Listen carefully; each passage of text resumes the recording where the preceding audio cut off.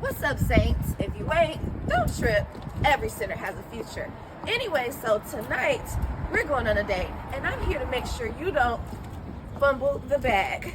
My name is St. Larice, and this is your crash course to dating etiquette for 2025. Now, some people think these are just old school rules, while others see them as just gentle suggestions. But let's keep it real. These are common expectations of a true lady or gentleman. Not feeling like a lady or gentleman? Cool, keep it scrolling. But if you do, and you're ready to level up your dating game, stay tuned. Now, before we get into the do's and don'ts of modern romance, let's go down the history to find out how dating became the hot mess that it is today. Let's get into it. Okay, so we're going to rewind all the way back to the 1400s. Love, forget about it. Dating wasn't even a thing. Relationships were basically business transactions between families. You married who your family decided would boost your social status. Now, fast forward to the 1700s. A famous author wrote a book suggesting that we should at least be able to marry who we love or people that we're attracted to, right? Wrong. Marriage still wasn't exactly choose your own adventure. Then we're going to fast forward to the 1900s, where society finally decided we should marry people we love and that we're attracted to.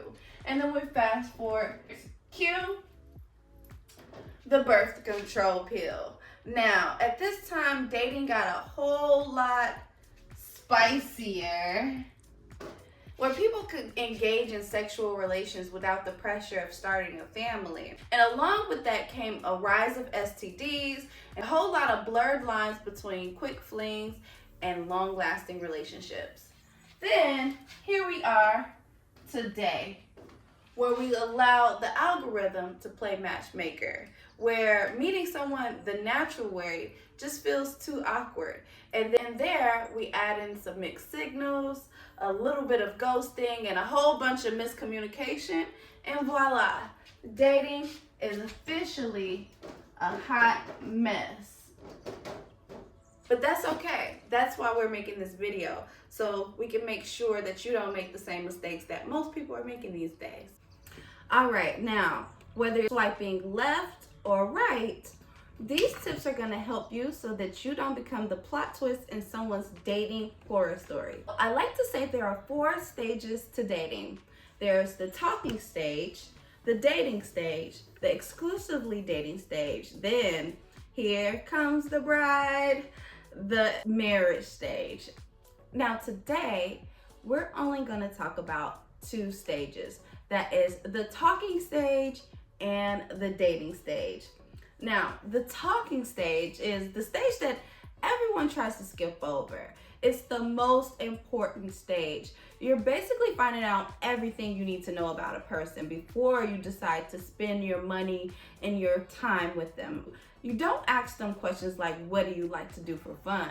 Boring. You ask them questions like, what is your guilty pleasure movie, and things like that. Look at it as your window shopping, except your feelings are on sale.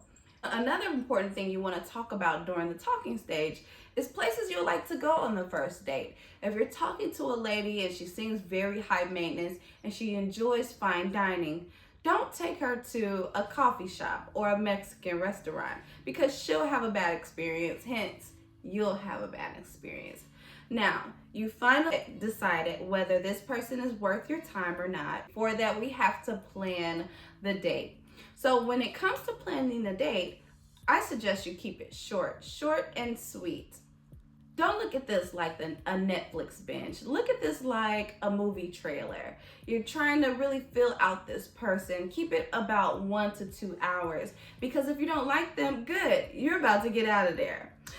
Also, you want to make sure this is the appropriate place where you guys can have a conversation. So a club or a movie theater aren't really good ideas, because you don't want to yell over the table. And then the third thing, make sure you're dressed appropriately. We want to leave those 3-piece suits and ball gowns for later on in the dating stage. Dress for the vibe, not the fantasy. Now, We finally planned our date, and now it's time to meet up with this person. Before you do, make sure you look at that menu and decide what you want to eat before you get there. That way you'll spend more time in your conversation than with your head down in your menu. Rule number 1, don't be late. But if you are late, make sure you call them at least 10 to 15 minutes before the arrival time. Accountability is sexy. Now, maybe you've arrived earlier than that person. Wait at the bar. Don't go sit at the table. Wait at the bar so that you can see them coming into the establishment and welcome them in. Now, you finally sat down, and everyone always talk about good eye contact is important, but too much eye contact is a little creepy. We want to make sure we're looking at them like they're the only people in the room, but make sure you blink, okay? Now, let's talk about conversations. We want you to keep the conversation flowing, but don't dominate it. Have you ever been around someone who just talked and talked and talked and talked? It was probably a horrible experience. You want to allow someone to talk and ask questions, but make sure you're actively listening. Now, make sure you're avoiding heavy topics, like politics and religion and sex and exes, because these topics can be a little touchy, right? Speaking of touchy, make sure you're being friendly, but not too friendly.